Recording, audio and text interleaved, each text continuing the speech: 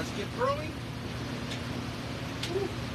Back in the greenhouse again this morning because Mother Nature is reminding us who's the boss, and it's not trying to select this morning. So lots to do inside, so we're going to talk about a few things. We're going to touch back on a couple of things we've done a few weeks ago and see how they're progressing, and talk about a couple of new things that we haven't touched on yet this year. So first thing, earlier in the year we had some amaryllis.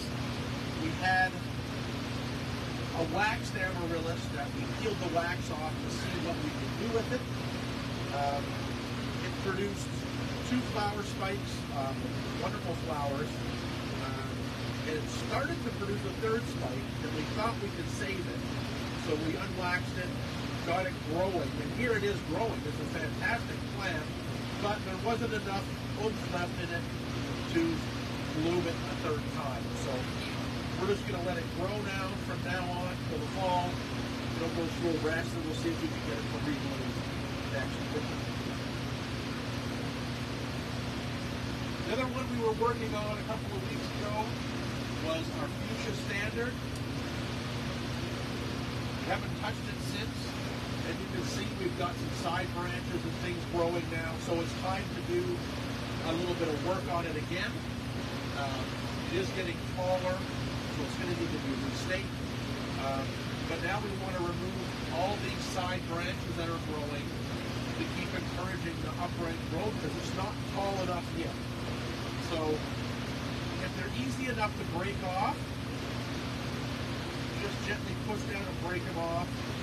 If you cut these ones, you have to get them really close to the stem. If you don't get really close to the stem, then you leave a pair of buds there that are going to want to keep growing. We want to discourage these ones from coming back. So sometimes just ripping them off, unless they get a bit too big, is the way to go. Some of these are almost big enough to use for cutting tools, but they do break off fairly easily. So we're going to get rid of those. As we go up the stem, we've got lots of buds here we got to get rid of. Lots of side shoots. You can see them coming through here. So we'll take those off. We'll allow these leaves to stay because we've got to have some leaves there to make some food for the plant. But these little side shoots, either break them, that will get a bit big, so we'll go in and snip that off.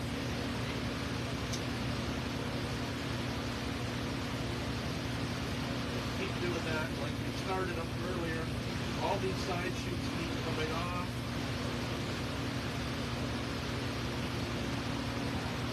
Just keep our terminal shoot growing. It's getting a flower bud. We don't want those yet, so let's get rid of the flower bud. Take those side shoots off. So there we are. We've peeled all those side shoots off. I'm going to put it into a bigger pot now. Now we're going from the 6s. I'm going to go into the bigger clay pot. It is a bit of a jump in pot size, but I'll keep a close eye on it. And I won't let it get overwatered. But when you're doing things like these, it's a good idea to have a heavier weight pot to balance out the height. These guys are going to be kind of wind, exposed to wind and things like that, so we don't want a really light, flimsy pot. So we're going to use a good clay pot to give us a weight to balance out this guy. Like I said, it's a big pot, but this is going to grow really, really quickly now. And we'll loosen up some of that root. Get right in the center here.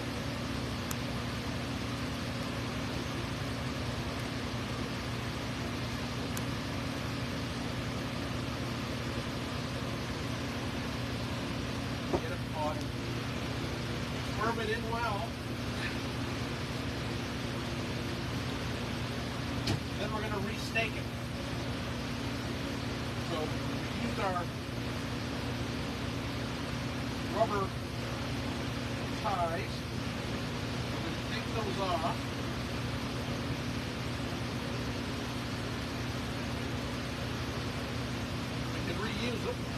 No sense just cut them off and throw them out. We haven't used them that long, so they're still useful.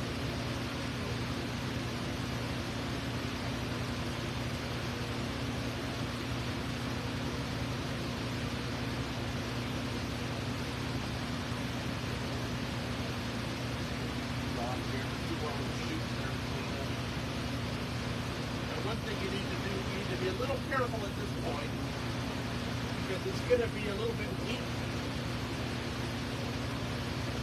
when we get the steak off. But not too bad. It's actually standing up on its own already. We're going to put a heavier steak, a slightly heavier steak in, but what you want to make sure of is that the steak gets down into the bottom of the pot. That's where it's going to give us a little extra stability.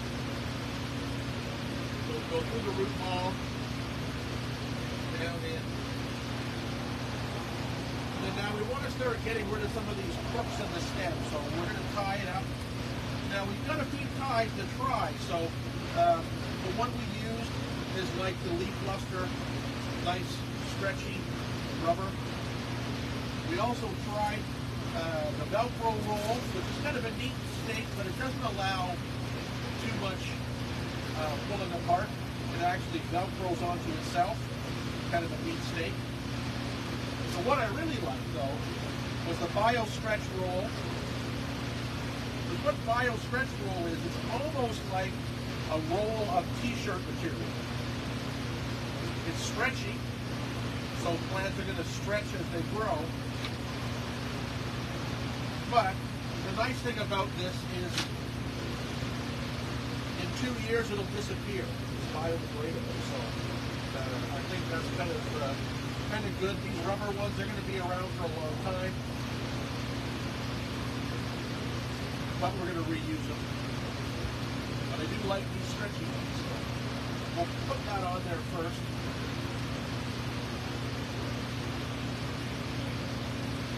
I'm snug, but not too tight. Hopefully I cut this long enough to tie it up to the knife. There we go. Nice and easy. We'll reuse our rubber ones, seeing as we use them. So we'll get them in here.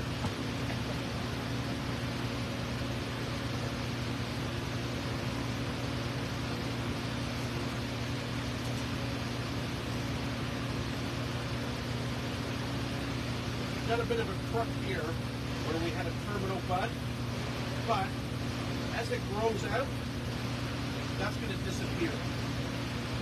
Much like when you get a graft on a tree, it will disappear. We're going to tie it fairly close to that spot, just to sort of try and encourage it to be straight.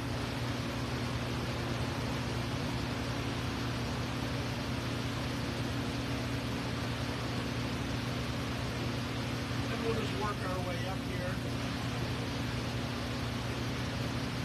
We'll go right up to the top.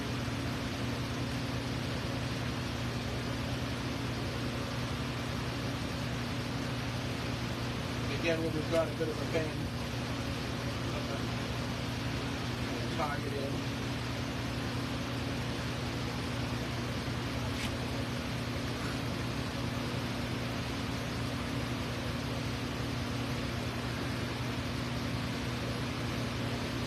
Up here at the very top, because we want to keep encouraging it to get taller. Carefully get it straightened out. And we'll tie it in again. Not too tight, because this is going to expand quite a bit up here.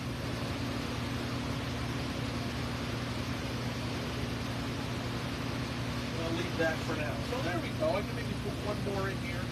To work on keeping the stem nice and straight.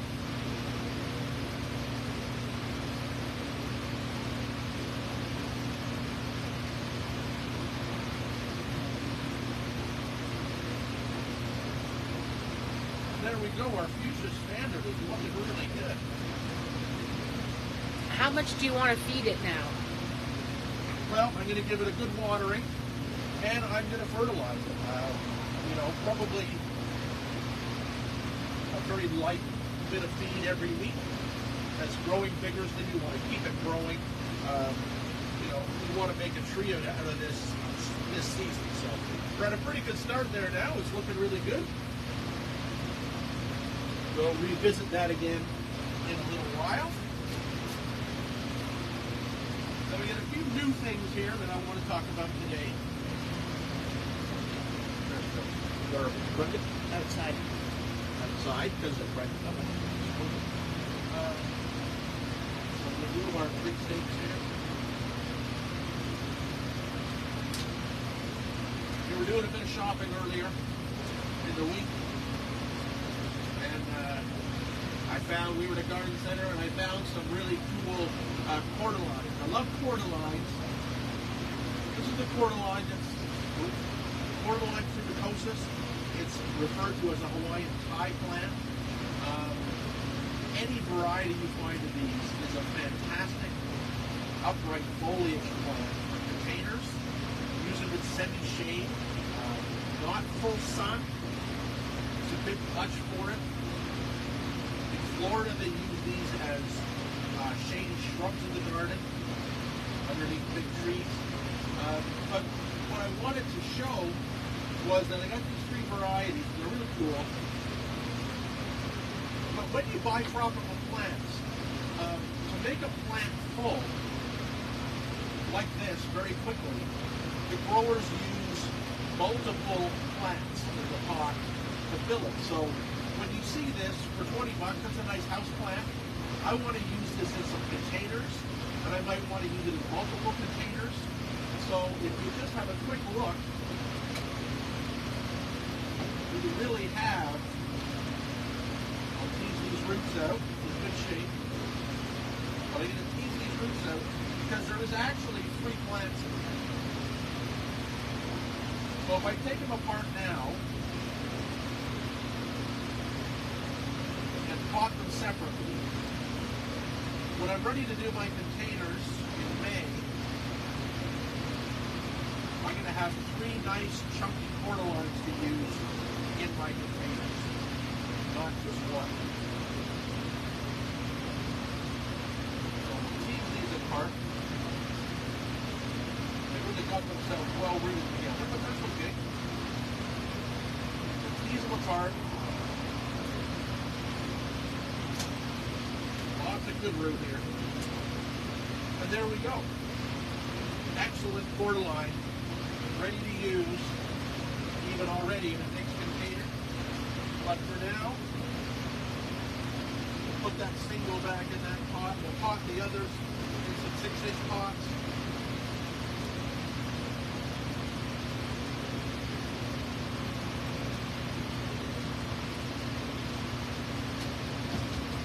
They'll be perfect specimens to use in our containers later on in the spring.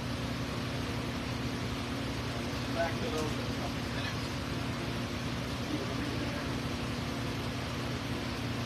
You can even do this. Look at like when you're buying 10-inch cordylines, or protons, or dracaenas, or anything like that. You are going to get probably at least 3 plants almost every time when you're buying the bigger ones. So a big cordyline that might be $40 for a 10-inch pot is still 3 plants, and they'll all be a good size. All right. So much going on this time of year. Going to get over to our sweet peas. So our sweet peas have germinated really, really well. These were sown on the 21st of February, so they're a month old. When you do sweet peas, remember we germinate these cool, so we don't use a heat mat or anything. You do not need to soak sweet peas. You do not need to scarify sweet peas. They will germinate easily just by potting them on, planting them as you normally would. They're a big seed, so you need to save space. So we do them in a cell pack like this. That's got 12 dividers. Gets us 96 plants in a tray. But now we're going to take the ones that have germinated and growing well, and we're a little ways yet from planting them out, probably a month. So we're going to pot them on individually and let them get well rooted. So you need to look at the roots of the sweet pea. If we had lots of room, I would sow these right into like these pots individually. Give them lots of root depth. We don't have room for that. So we take them now, we just gently tease them out of these plug trays. And there we go. We've got a good sweet pea, lots of roots there. You don't want to leave them too long in this stage because you don't want the roots to get all twisted up in there. So we're at a perfect stage. So we'll take that now. We'll go into our deep forage pot. Burn the soil in there.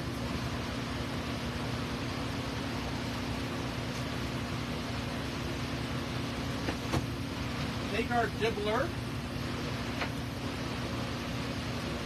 Dibble a hole in the soil. Take that. Just make sure the roots are going still in the direction they're supposed to. Very gently. At about the same height they were in the seed tray. We're going to put them in. We're going to firm them in. There we go. Very soon we're going to pinch these. I'll probably get them all potted up first, but we will give them a pinch to get them branching so we have a nice bushy plant. Also in the meantime,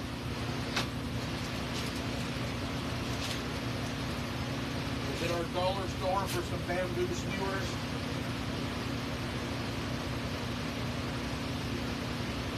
And we'll stake them up.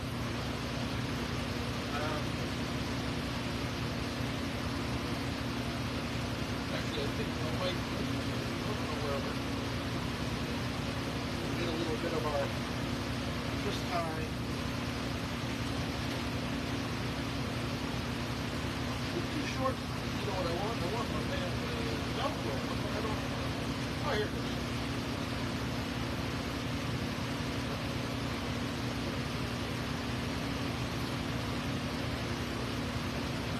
Get our Velcro tie.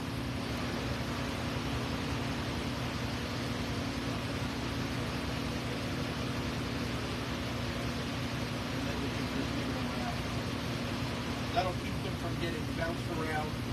And very shortly again, we'll take the tip out of that so we get lots of these side branches start to do its thing. Water that in, keep them in a cool, sunny spot. When you can get them outside into the cold frame, if it's above freezing at night, then get them out into the cold frame. They're much happier out there. We're keeping them right now in the coolest part of the greenhouse. And very shortly, probably this week, they'll all go out to the cold frame once they've been potted to they get long and stringy if they're too warm. We don't want that. We want short, stocky, bushy plants to plant out. So that's how we're going to handle it from now on.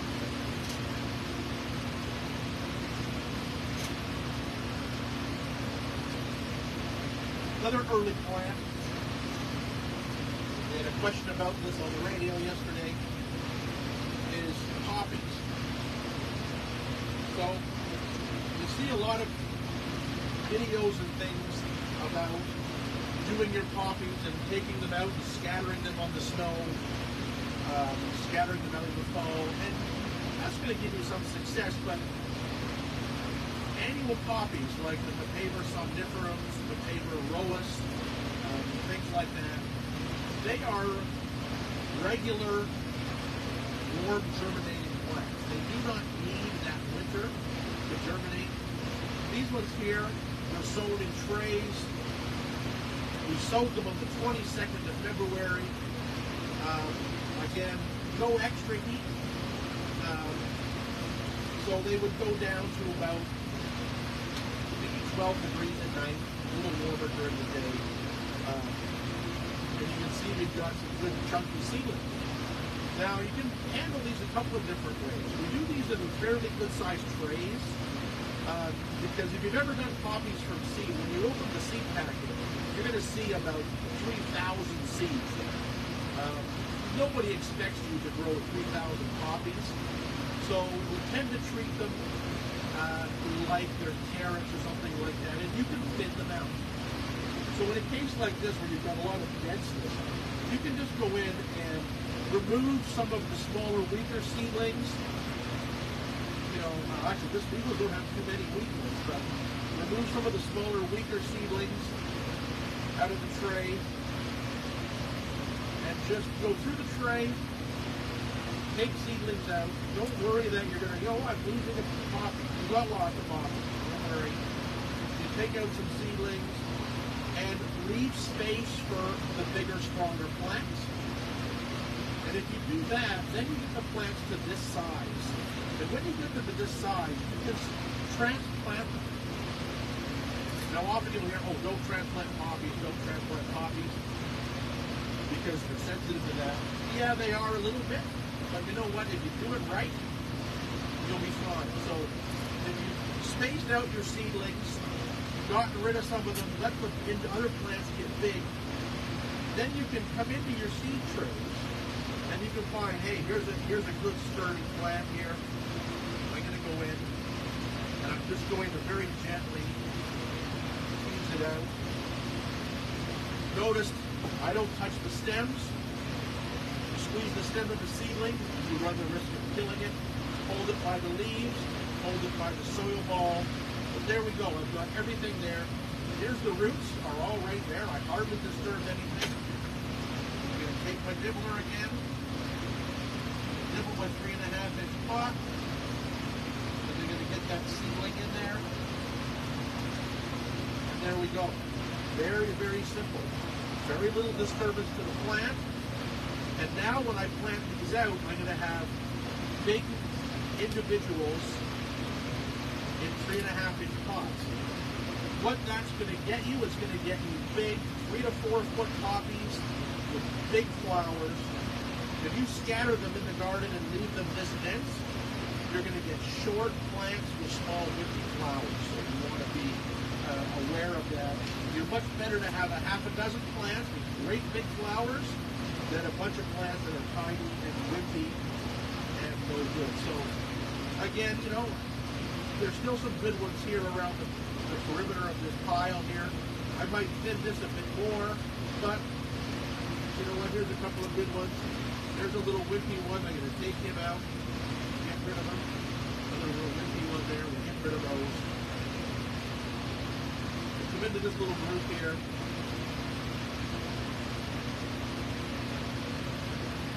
Now there's 3 seedlings there very close together. They're all good sized plants. So I'm going to transplant them.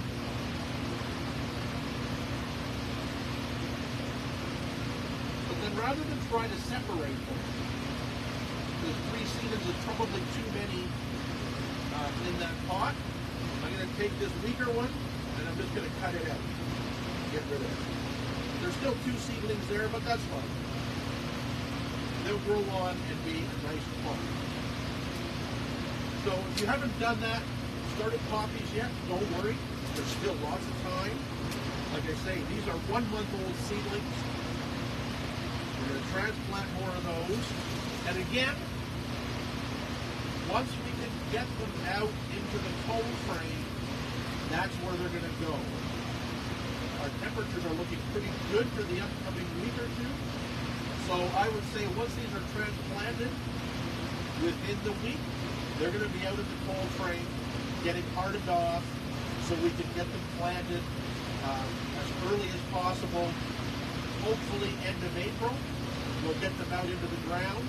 They'll settle in and then give us a summer full of color. This is Lauren's grape. It's a wonderful deep purple poppy. It's just a great plant. The poppies are so wonderful. This is a great way to handle it. One more thing I want to talk about, because summer flowering bulbs are in the garden centers now. There are lots and lots of varieties out there. One of my favorites that I always look for is the Gloriosa vine. It's a lily-shaped flower, but reflects, and it's a really cool plant. I've got a couple of pots that I haven't taken out of cold storage yet to see how they're doing. We'll do that later. But I wanted to mention the Gloriosas simply because it's a very important thing to look for when you're buying a Gloriosa vine. They're individually packaged. They have a very interesting root system. Is that what you're going to get when you open the bag is you're going to get a funky looking flat root. Doesn't look like that. One end will be cut. The other end will not be cut. And it's this end that you want to be really careful when you're picking out a Gloriosa. Gloriosas get a spreading root. So last year, this little piece would have grown off a piece of plant that grew last year, the year before. It branches that it's cut off. The only place a Gloriosa will sprout from is this end. There are no buds anywhere else. So this end has to be healthy and intact. So you got to go through your bags carefully, and I can see that the little bud here. I'll bring it up closer. There's a little wee bud here. Can you see that, Laura? Can you get that? Yeah, yeah. There's a little tiny bud there. It's smooth. It's healthy. That's our growing tip. If you pick up a Gloriosa and that growing tip is rot or broken or dried up, the tuber's garbage. Do not buy it. Look for a good, healthy, firm tip. When you look at it, it has a bit of a point. That's showing you up. And the Gloriosa tubers are planted like this, horizontally, because that's how they grow. This is going to grow a shoot out of here and be a vine, and then from below that, it's going to send out these long, flat rhizomes. Probably a couple of them, and they will grow out, and then next year they will get a shoot out. So be sure you find the Gloriosas with a good tip, a good healthy piece. When you pot them up, that's how they go. So I think probably we put a Gloriosa like that, probably in a 6-inch pot. To start, you're going to bury it completely. If you feel, well, now you could leave the tip a little high, but new roots grow right from the base of that tip, right away. So you want to make sure they're in contact with the soil. So better I can reuse that soil from those. Put a bit more soil in there in the pot. We're going to lay the tuber in, and then we're going to put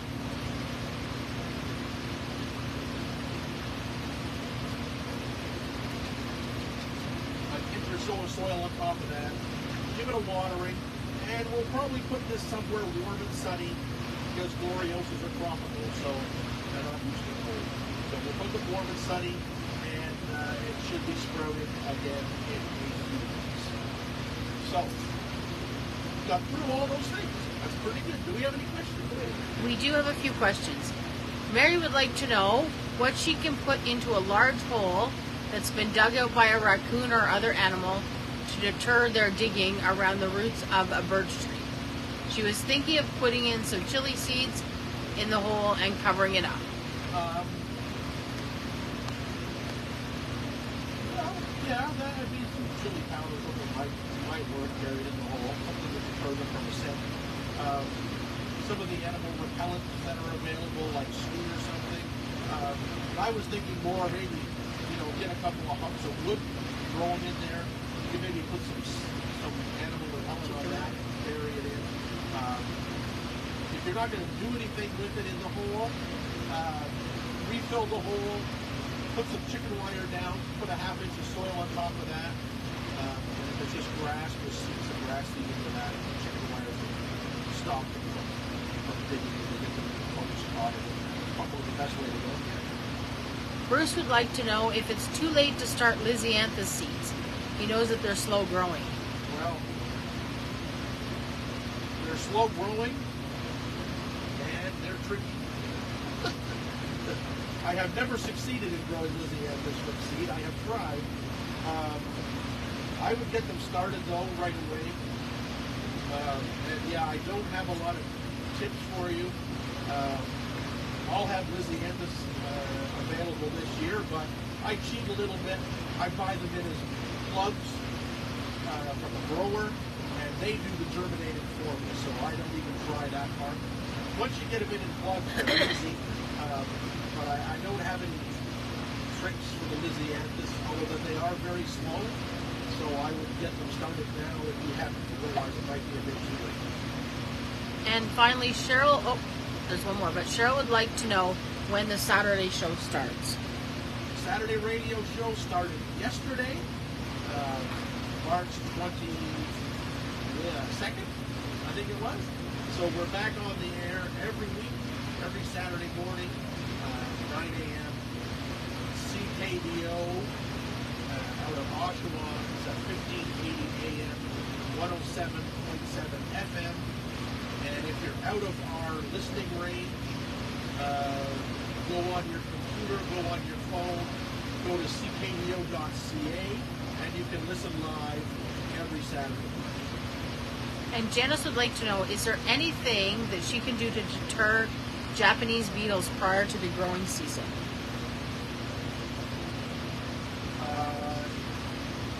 Not a whole lot, unfortunately.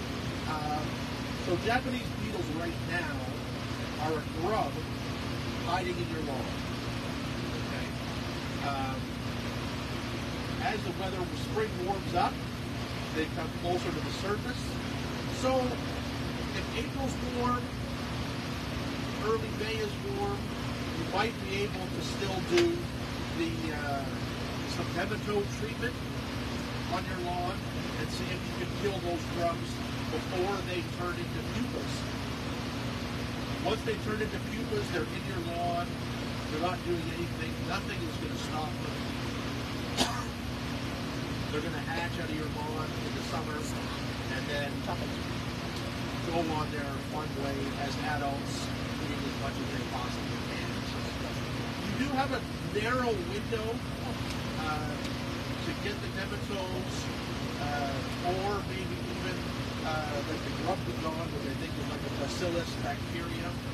Get those on your lawns in maybe late April and see if you can get a treatment then. And that's about it for the spring. It's not a big window, but it is there. And that's it. All right. That'll wrap it all up. We got caught up on a few things. We got a couple of new things done. Hopefully we'll be back outside in the garden again really soon. And join us again.